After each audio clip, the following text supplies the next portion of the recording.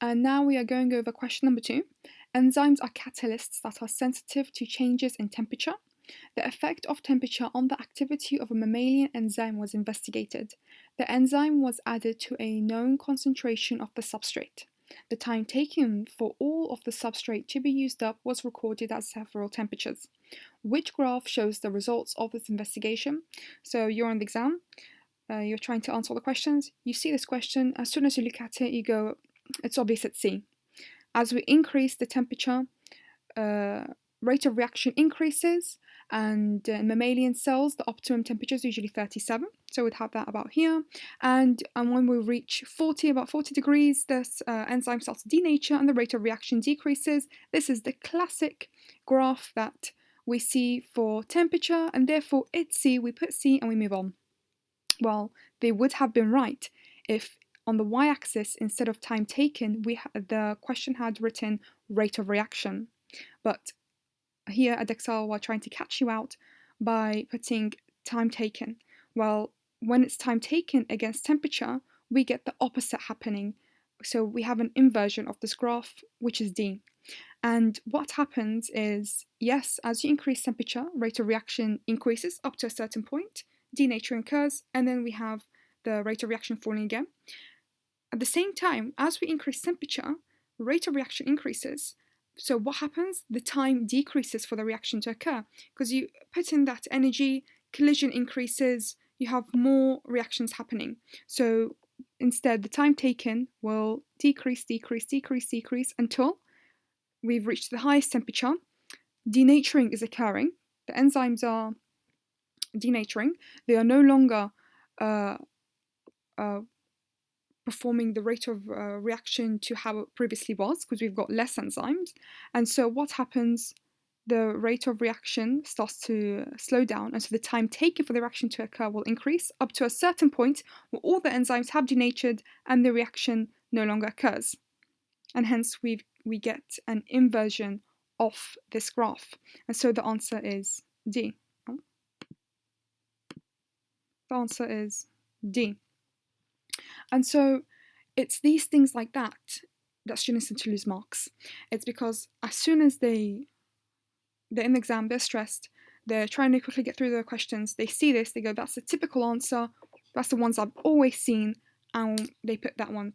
And a few students will actually continue to read on and spend an extra minute going, well, actually this is time taken will decrease as we increase the temperature, and we'll go, it's D, it was a trick. And so Edexcel does do that throughout its papers. And so that's why it's worth spending an extra minute just to look at every piece of information they've given you, because it's likely that the obvious answer at first sight is not the correct answer, and that they were trying to catch you out.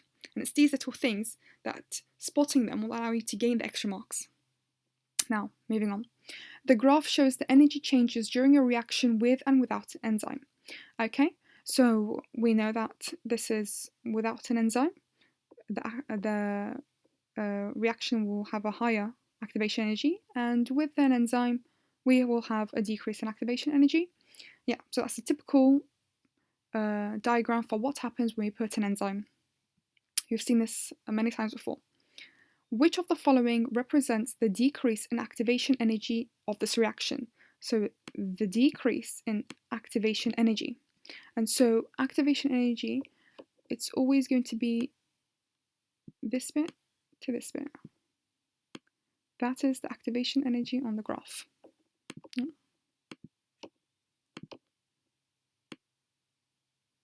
So what's that bit? That's the activation energy here. Majority of students will go, there we go, we have found it. But the question requires you to give the answer in the format that maybe you've never seen before. Okay, well, I've got these arrows with different letters, and I have to spot which one's activation energy. Okay. Yeah, the first one's A, tells you X. Well, X is this bottom bit, that's nowhere near the activation energy. And so the first thing students will go, well, that's wrong.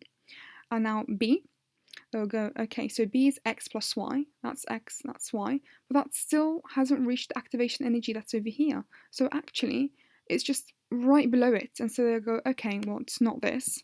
And they'll go to C, which is Z, and they go, okay, that comprises this top bit, which is the reaction without the enzyme, and the bottom bit, the reaction with the enzyme. So this whole thing comprises this whole thing. Oh, there we go. That's the answer. And they'll put C. Well, actually, it's another trick that will to catch you out. Well, it's not C. It's actually D. Why? Because they want the decrease in activation energy. And so this is that bit. In order to get that bit, you need to get Z, which is the whole thing, and minus the Y from it, this bit. If you get this whole thing, which is Z, and you minus the Y, you only get this bit, the activation energy only. And so that's why the answer was D. Now, some antibiotics affect the enzymes involved in the growth of bacteria. Explain why gram-positive bacteria and gram-negative bacteria react differently to some antibiotics. Well, okay.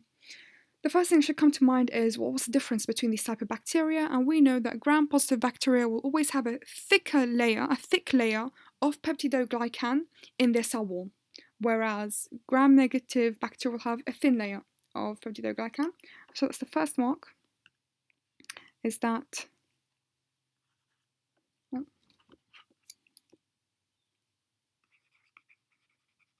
gram-positive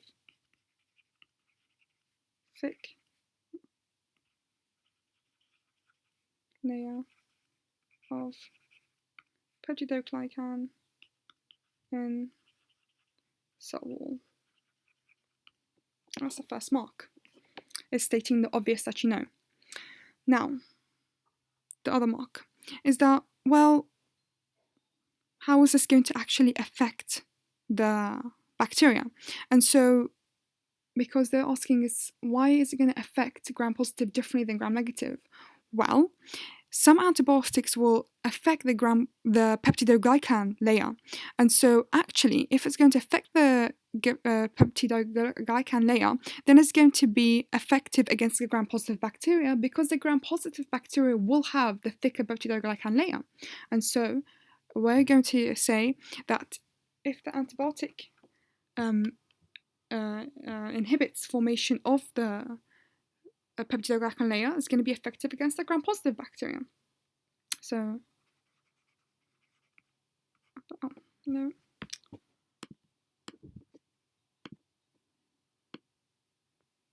Okay. So,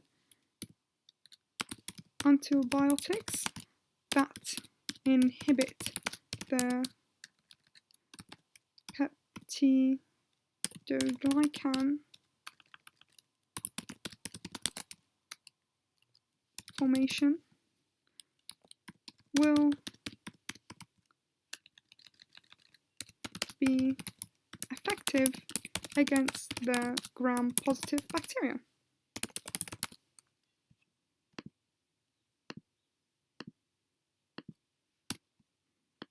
Well, there we go. That's our second mark. And so now we have to say the opposite of this.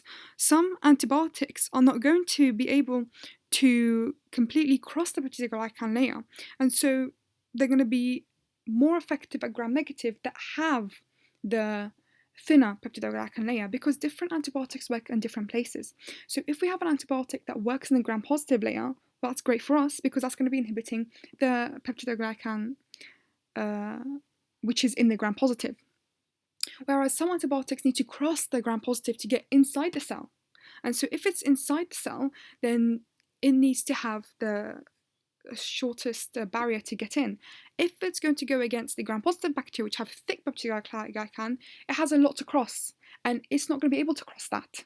And whereas if we go to the gram-negative bacteria, if it's got a small peptidoglycan layer, then it can cross that and easily get into the bacteria. And so our answer here is antibiotics are not going to be able to cross the peptidoglycan layer, and so they are more effective against the gram-negative. If you say only effective against the gram-negative bacteria, that's, you also get a mark here. And so antibiotics that are not able to cross the peptidoglycan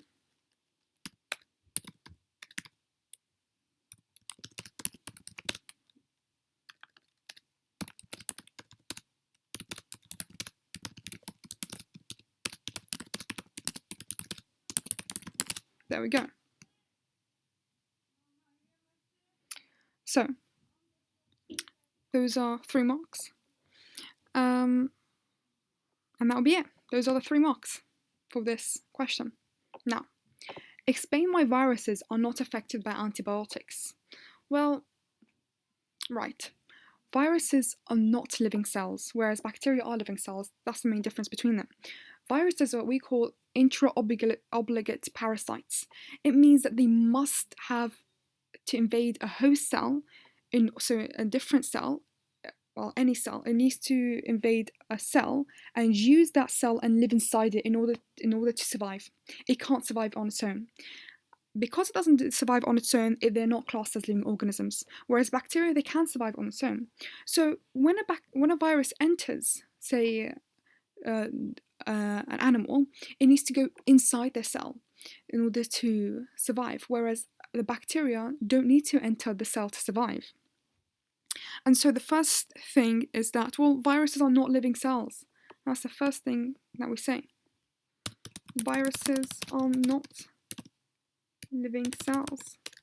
Because antibiotics, if you think of anti, means against, biotics, biology, living.